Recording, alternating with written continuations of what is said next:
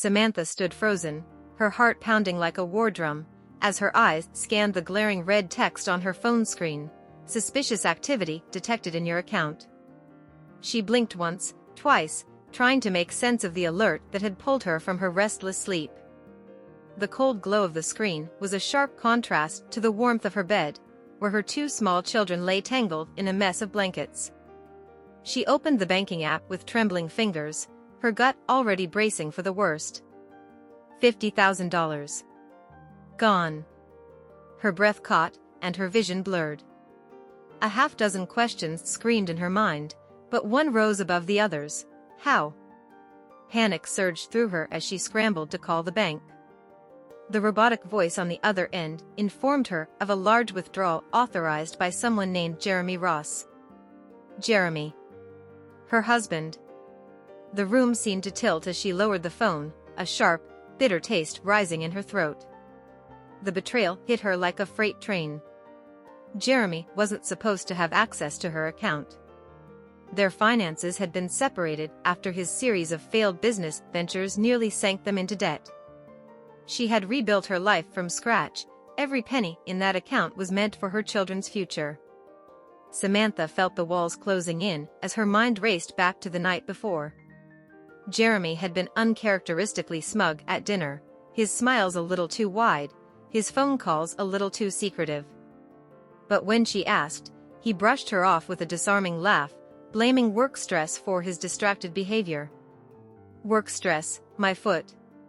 Samantha barely noticed the tears streaming down her face as she pieced together the puzzle. Her husband had drained her account and lied to her face. Fueled by adrenaline, she stormed down the stairs to confront him, her fury building with each step. She found him lounging on the couch, scrolling through his phone, the flickering TV casting shadows on his smug face. "Where's the money, Jeremy?" she demanded, her voice trembling with rage. He didn't even flinch. Instead, he set down his phone and smirked. "What money?" "You know exactly what I'm talking about," she snapped. "The $50,000 you took from my account. That was for our kids." Jeremy's smirk deepened, turning into a sneer. "Oh, relax, Sam. I needed it for an opportunity. Something big. You'll thank me later." Her knees nearly buckled. "Thank you? You stole from me. You lied to me." He stood, towering over her with an air of superiority. "Stole? Don't be dramatic. We're married, Sam. What's yours is mine." The words cut deeper than any knife. Samantha realized in that moment that this wasn't a man she could reason with. This wasn't the man she married. "You're pathetic," she spat, her voice breaking. "You took everything we had."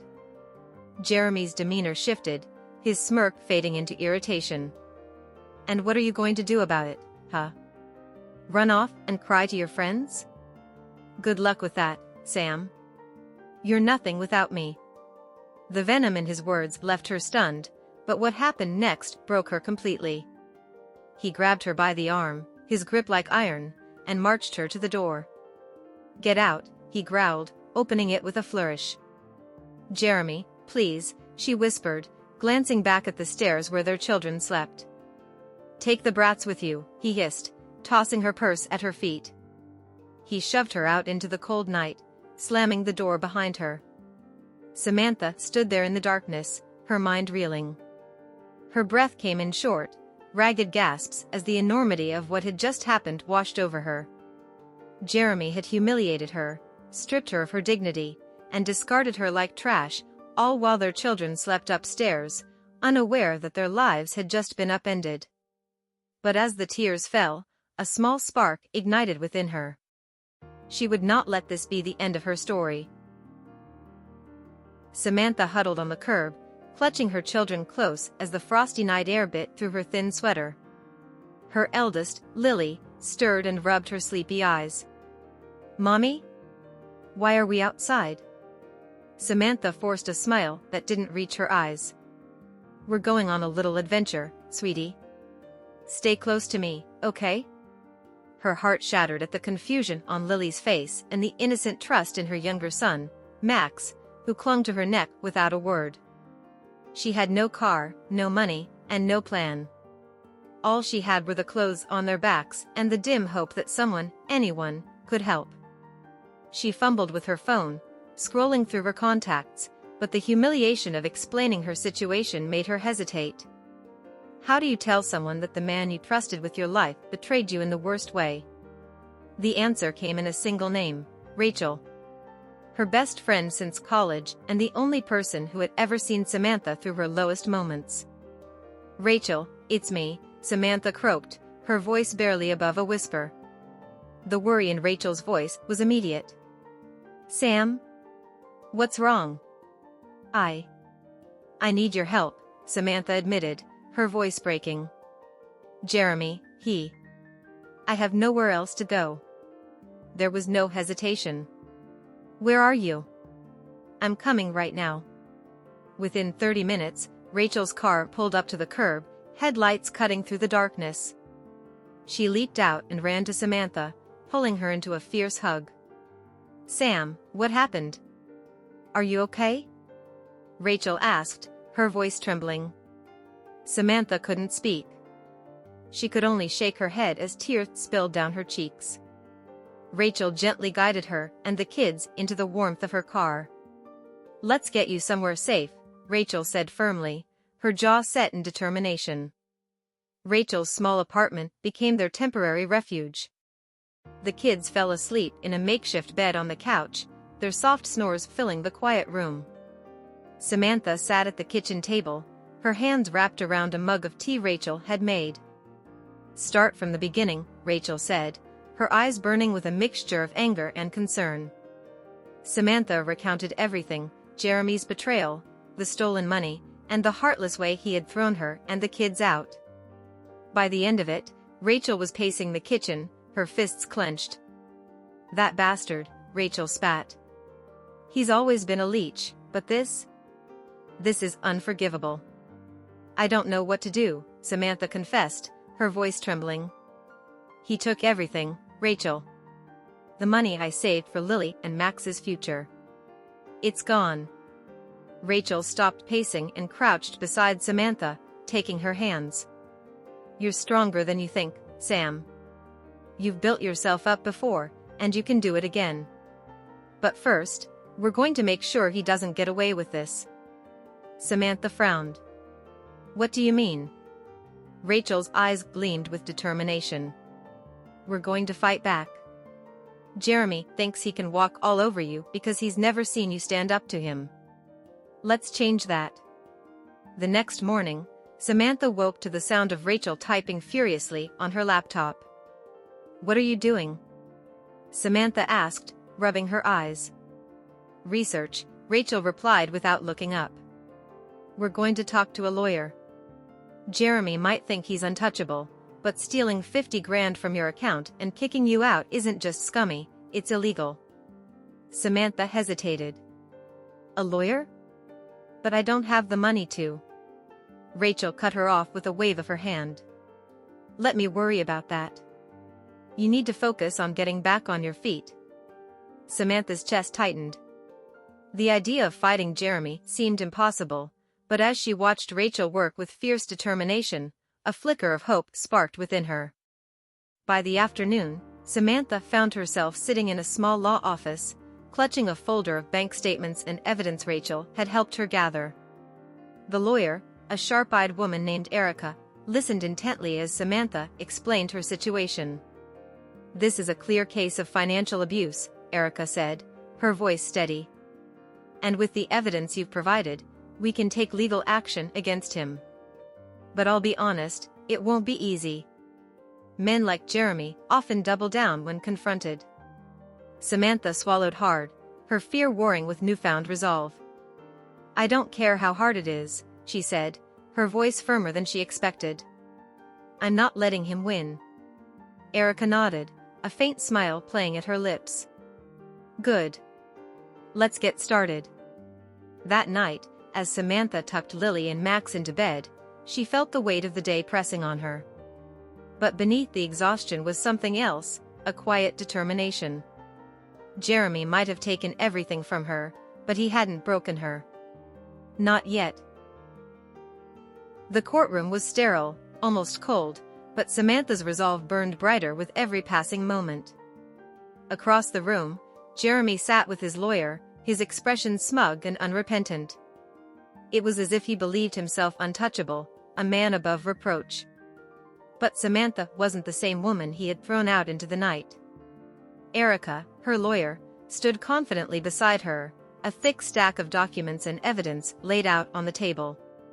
This was the culmination of weeks of preparation, endless nights spent poring over bank statements, recounting every detail of the betrayal, and filing emergency motions to secure her rights.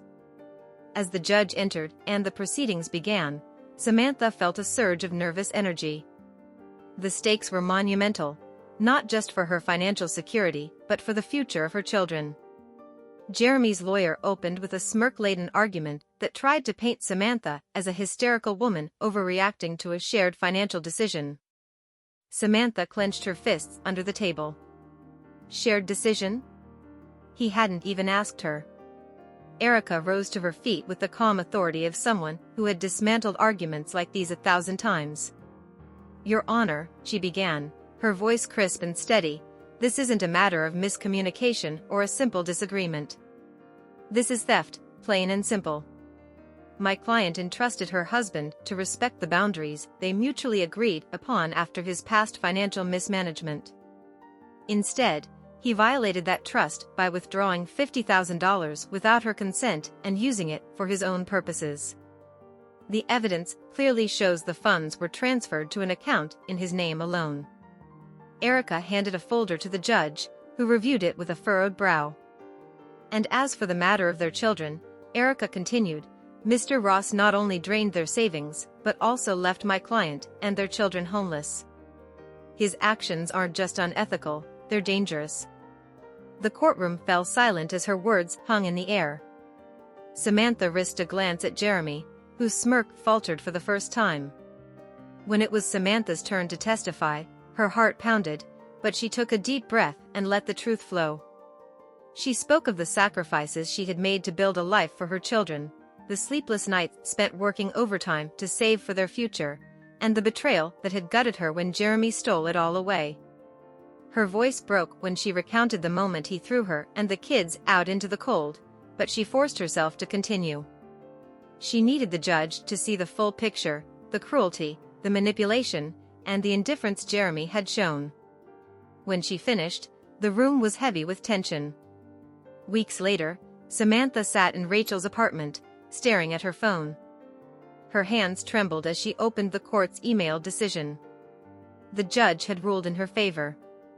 Jeremy was ordered to return the stolen funds, pay child support, and vacate the family home so that Samantha and the children could return.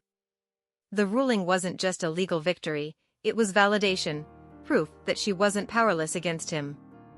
When she shared the news with Rachel, they both cried and laughed, their relief palpable. "You did it, Sam," Rachel said, beaming with pride. "No," Samantha replied, a small smile tugging at her lips. "We did it." Moving back into the house was bittersweet. The memories of her life with Jeremy were etched into every corner, but Samantha was determined to reclaim it as a place of safety and joy for her children. She threw herself into rebuilding. She enrolled in online business classes, determined to create a stable future. With Rachel's encouragement, she began exploring her dream of starting a catering business, drawing on her passion for cooking that had always been a source of comfort. Word spread quickly about her food, savory pastries, hearty meals, and decadent desserts, and soon, orders started pouring in. Samantha was no longer just surviving, she was thriving. One crisp autumn afternoon, Samantha stood in her bustling kitchen, a tray of fresh pastries cooling on the counter. The kids played in the backyard, their laughter ringing through the open window. Rachel leaned against the counter, grinning. "Remember when you thought you couldn't do this?" Rachel teased. Samantha laughed. "I still can't believe it sometimes." Rachel's expression turned serious. "You've come so far, Sam." Look at you. You're running a business, raising two amazing kids, and you stood up to Jeremy. He didn't break you. Samantha looked out the window at her children, her heart swelling with pride. He tried, but he didn't. And he never will. Months later, Samantha's catering business was the talk of the town, and invitations to high-profile events began rolling in. People who once turned a blind eye to her struggles were now clamoring for her attention, eager to be part of her success story. But Samantha remained grounded. She didn't need their validation. Her strength came from within, and from the people who had stood by her when the world seemed darkest. As she closed her laptop after finalizing another large order, she caught her reflection in the screen. The woman staring back at her wasn't broken or defeated. She was whole. She was unstoppable. The sun bathed Samantha's home in golden light, the crisp scent of autumn filling the air. The house, once a symbol of her darkest moments, now pulsed with warmth and energy. The kitchen buzzed with activity. Samantha kneaded dough at the counter while Lily and Max rolled cookie cutters through the extra scraps. Flour dusted their cheeks, and their giggles filled the room. "Mommy, look!" Max exclaimed, holding up a misshapen star. "It's perfect," Samantha said, smiling. The past year had transformed her life in ways she never thought possible. Her catering business, Wholesome Bites, had become a local sensation, and she'd built a network of loyal clients who admired not only her food but also her resilience. That evening, Samantha was hosting her first major charity event, a dinner to raise funds for single parents. It wasn't just about giving back, it was about sharing her story and reminding others that they, too, could rise from the ashes. The event was held at a renovated barn adorned with fairy lights and rustic charm.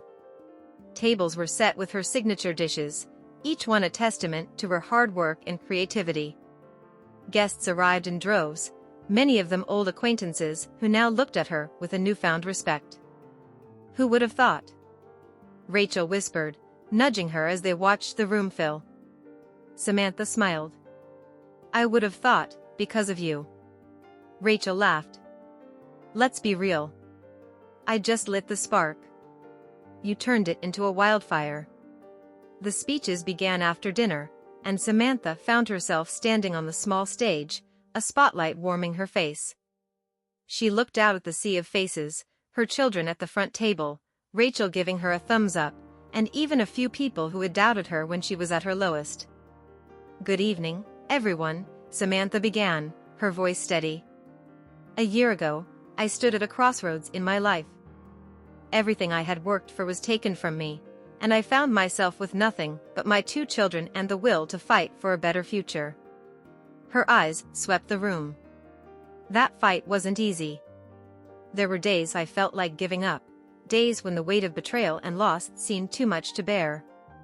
But with the help of people who believed in me, friends who lifted me when I couldn't stand on my own, I found a way forward." She paused, letting her words sink in. "Tonight, we're not just here to celebrate success. We're here to celebrate resilience, community, and the power of starting over. Because no matter how dark the night seems, the dawn always comes." The room erupted in applause as she stepped down, her cheeks flushed with pride. Later that evening, as the event wound down, Samantha stood outside, breathing in the cool night air. The barn glowed softly behind her, a beacon of hope and possibility. "Samantha," a familiar voice called. She turned and froze. Jeremy stood a few feet away, his hands stuffed into his pockets. His once confident demeanor had been replaced by something almost sheepish. "What are you doing here?" she asked, her voice guarded.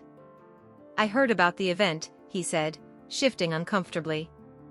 I wanted to see you. To apologize."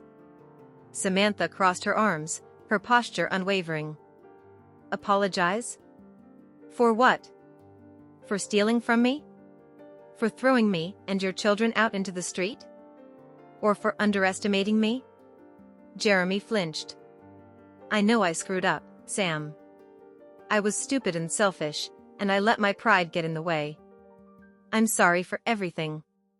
She studied him for a long moment.